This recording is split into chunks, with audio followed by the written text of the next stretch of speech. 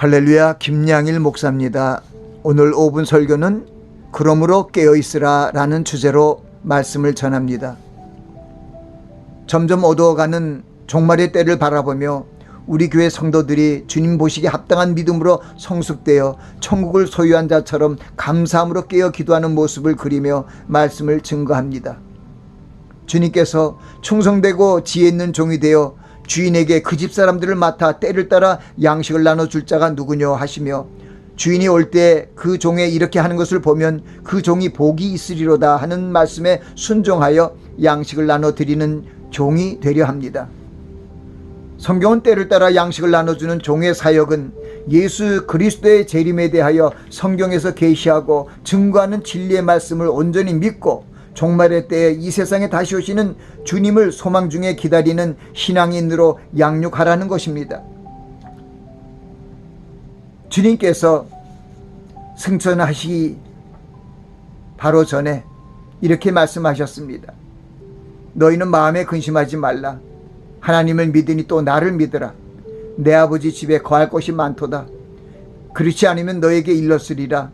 내가 너희를 위하여 처소를 예비하러 가노니 가서 너희를 위하여 처소를 예비하면 내가 다시 와서 너희를 내게로 영접하여 나 있는 곳에 너희도 있게 하리라고 주님이 친히 말씀하셨습니다. 2000여 년 전에 초림의 주로 오셔서 인간의 죄악을 대속하시기 위하여 십자가에 달려 돌아가시고 죽은 지 3일 만에 부활하신 주님께서 승천하시기 전 우리에게 다시 오겠다고 약속하신 그 재림의 날을 우리는 전심으로 믿고 주님의 앞길을 예비하며 그 첩경을 평탄케 하는 일에 열심을 가져야 합니다. 우리는 주님께서 다시 오실 때 상황을 생각하며 친히 예언하여 주신 성경의 말씀을 마음에 두고 깨어있는 올바른 신앙인이 되어야 합니다. 주님의 재림에 대비하는 삶을 위해 우리는 정신을 차리고 근신하여 기도하라는 말씀을 명심하고 올바른 재림 신앙으로 환난의 바람이 불어오는 종말의 때에 깨어있는 지혜로운 자가 되어야 합니다.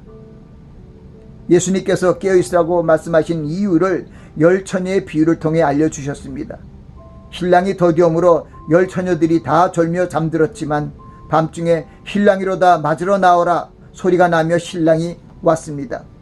열 처녀 중 슬기 있는 5 처녀는 그릇에 기름을 담아 등과 함께 가져가므로 늦은 밤에 온 신랑을 밝은 등불을 들고 맞이하여 혼인잔치에 참석하게 되었습니다. 미련한 5 처녀는 기름을 그릇에 따로 담지 못하고 등만 갖고 와서 불을 켜고 기다렸으나 정한 시간이 지나 늦게 오는 신랑을 맞이할 때 등불이 꺼져가므로 혼인잔치에 들어갈 수 없었습니다. 그러므로 더디 오시더라도 꼭 오시는 신랑을 맞이하기 위하여 준비하고 깨어 있어야 하는 것입니다. 우리를 미혹하는 마귀가 가장 두려운 것이 바로 주님의 재림입니다. 마귀와 그 추종자들이 자기들의 심판의 때가 얼마 남지 않음을 알고 이를 지연시키기 위해 동분서주하고 있으며 믿음의 사람들을 미혹하기에 혈안이 되어 있습니다. 그러므로 우리는 깨어 있어야 합니다. 지금까지 말세를 외치며 주님의 재림에 대하여 외쳤던 교계 지도자들이나 몇몇 성도들을 넘어뜨리는 일에 마귀는 성공했습니다. 일부 세대주의자와 광신자들이 주님의 재림의 때와 장소들을 계시받았다고 발표하였지만 불발에 그쳐 교계와 사회에 조롱거리가 되는 결과를 가져왔습니다.